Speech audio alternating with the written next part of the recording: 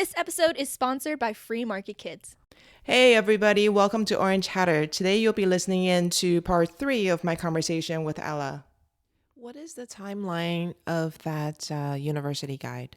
Yes, I would say by the end of summer is our goal. We're also working on a Bitcoin boot camp right now. So information for that's going to come out soon and I'll share it with you when it is. But we want to do it by the end of summer so that, students start school in September, late August, so that it's there for that.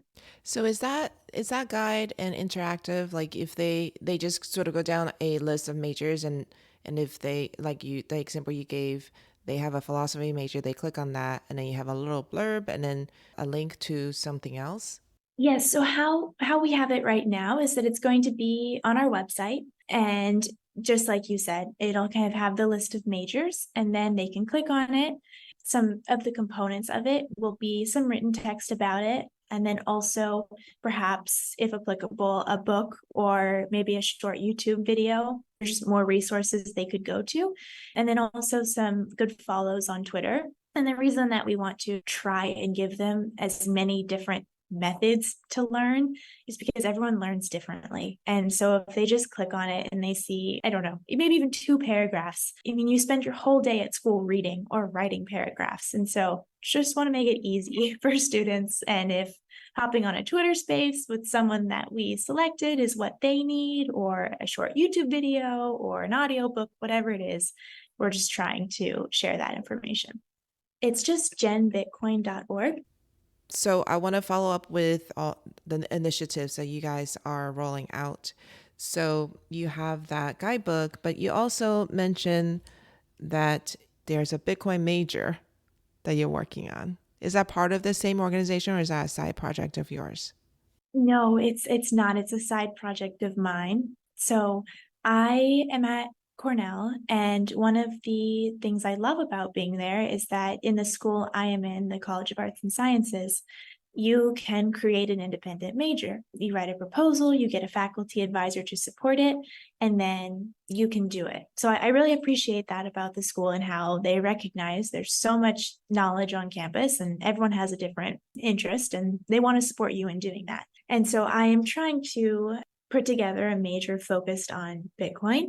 And it's not exactly been a very easy process. I was working for a good chunk of the year with Iser on it. And unfortunately, he, I guess, maybe is not doing that anymore or isn't there. But I just kind of got sent an email that if I had any questions, I'd need to talk to someone else. And so I had been working for a while to try and orange pill him and help him see that, no, I don't want to just study the gold standard, which was one of his early suggestions. But I have found hope because I just saw a professor at Cornell has joined the Bitcoin Policy Institute. So, there's people on campus now that I didn't know about that are also see the value in Bitcoin. And so if a major isn't approved, I'll do a thesis of some sort. And, Bitcoin's so important. I have 2 more years left to try and get Bitcoin on people's radar at least. So I'm going to keep on it. That is fabulous. Can you tell me a little bit more about how you were planning or pitching the Bitcoin major in terms of the classes that you proposed would be necessary to complete the major? Yes, absolutely. And I also want to say so many Bitcoiners have been incredibly generous and kind with their time to just talk to me and hear their thoughts. And so that has just been incredible and something so representative of the community. But it all started, actually, I took my first course on game theory in the fall. And every class I was sitting there and I was just thinking about Bitcoin. This is what happens. I'm in a class and I love learning. And so I'm there, but I'm also thinking about Bitcoin. And then I was talking to my advisor for cognitive science, which is what my major is officially declared as right now. And this game theory course was under the information science department. And so I was talking to him about how I would plan out my courses and what track of the cognitive science program he thought might most resonate with me. And he said, oh, this game theory course sounds really interesting. All you're doing in information science sounds really cool. We should see how we can make that a larger part of your major. And I left and I was like, okay, sounds great. And then it just occurred to me, why don't I just make an independent major if, they're already willing to be very flexible with what I'm taking, maybe I put together an independent major. And so the proposal that I proposed, it was called Innovation Under the Bitcoin Standard. How do we build our future through cognitive science, information science, and economics? And so it sounds a little structured because the proposal had to be structured, but it was all about kind of the interactions of people, information, and markets. So, how do people think, interact with information, make decisions? Really, how would Bitcoin be adopted by society? What does that look like? And so that is what I proposed. And now I mentioned previously that I've fallen a bit down the energy rabbit hole. And so I'm thinking about perhaps changing the focus a little bit, maybe trying to tighten it up so that it's more likely to be approved, but come at it from the energy perspective. Because I think also climate change is maybe more well received than money in big institutions, and people are more focused on the environment in some cases, I think. And so if I can come at it from actually how good Bitcoin is for energy and, climate change and the energy transition, they might be more inclined to support the proposal in the major. Let's tie energy and Bitcoin together for the people out there who don't know what you're talking about. Can you expand a little bit more? Just real basic. Yeah, so if it's okay, maybe I'll just go to the very beginning of why Bitcoin and energy.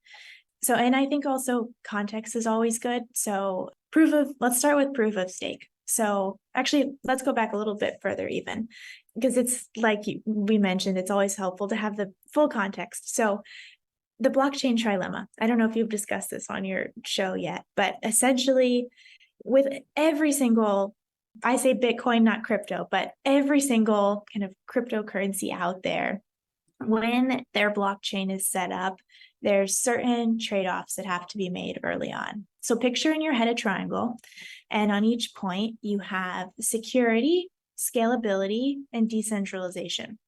And so the trilemma piece comes in because you can only have two out of those three goals that you can really focus on. So Bitcoin is super secure and super decentralized, but Bitcoin just at its very core is really not very scalable. But, that in my view is the best trade-off to have because now we have the Lightning Network, which fixes that. But the other ones have sacrificed decentralization and security to enhance their scalability. And so one of the pieces with that is kind of the next topic we can touch is proof of stake versus proof of work. So to kind of create, so I think a lot of people say proof of work is how you mine the Bitcoin like gold, how you take your pickaxe and you go mine, you exert energy to then get your gold, have your property. Something that's important to just recognize with Bitcoin is proof of work is really how you're securing the network, how you're making it safe, and then how the transactions are getting added to the blockchain. And your reward is the Bitcoin. And so if we just look at, mining gold and mining Bitcoin, the work of sorry, I don't want to go too technical, but when you're mining gold and you're swinging the axe, that is the true act that would be securing Bitcoin, if that makes sense. And then the reward is the Bitcoin that you receive. So mining gold, Bitcoin, we have all this physical energy that we're exerting. Proof of stake, which all of the other cryptocurrencies use, there's no energy. There's no mining. There's no physical exertion of effort. Basically how it is, it's kind of like you're buying, if you think about like at a raffle at like a fair, you buy raffle tickets so you can maybe win the lottery item or whatever it is. The more raffle tickets you buy, the greater chance you have of winning the prize. That's kind of how proof of stake works. The more coins, the more tokens that you stake up, the more likely you will get a reward back. So there's couple more kind of subtleties in that, but I think that's a very easy way to explain it overall. So many people call out Bitcoin's energy usage as a huge kind of drawback. And there's a very kind of bad narrative around Bitcoin and energy. And I think all other Bitcoiners are of the mindset that it's a feature, not a bug. So to put the energy usage in context, Bitcoin uses 2% of the world's energy consumption, and 55% of that comes from renewable energy sources. Bitcoin's energy usage is also less than that of Christmas lights. And I might get the numbers a little bit wrong here, but I think it's that Visa processes 26,000 transactions per second. No, sorry, I think that's right. And the total banking system uses 56 times more energy than Bitcoin. So maybe I'll say that again. The total banking system uses 56 times more energy than Bitcoin. And Bitcoin with Lightning can process a million transactions, so many more. So I know that was quite a lot all there, but those numbers are really important to know when you hear Bitcoin and energy, because the value you get for the energy input is just so drastically, incomparably, great. And it really doesn't use that much energy. So there's hopefully a good overview and hopefully kind of explained all right. Thank you for listening. Did you hear anything in our conversation today that you resonated with? Were you able to identify with some of the feelings that Ella had? If so, I would love to hear from you. Please send your questions or comments to my email, Tali, Tali, at orangehatter.com. I would love to hear from you. Come back tomorrow and hear the rest of our conversation. Thank you. See you soon. Bye-bye.